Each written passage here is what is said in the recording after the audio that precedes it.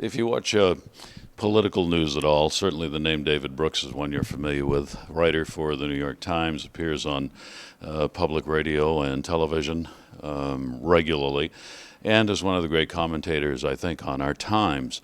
The book that he wrote is The Road to Character. If you've followed him at all, you know that he is concerned about the American character, if you will, the general nature of some dignity, some civility that he thinks we have lost in this country. And this book is about how that happened, why he thinks it's happened, and why he thinks it's got to change.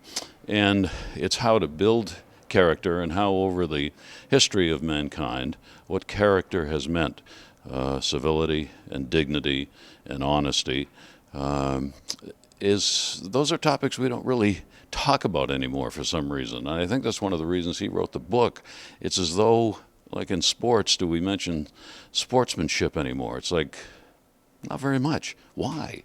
Why have we lost interest in those sorts of individual characteristics of those in our country, and why are we so reluctant to talk about them anymore, as though they are just completely out of date?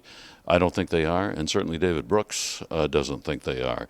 So in this book, it's how do we get back to establishing some of the character traits that we used to have that really were part of the foundation of what we were as a nation and our interrelationships.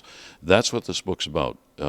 It's one that takes a little while to read because you really want to do some thinking about it as to whether or not you agree with what David Brooks is saying, but it's a book worth the thought.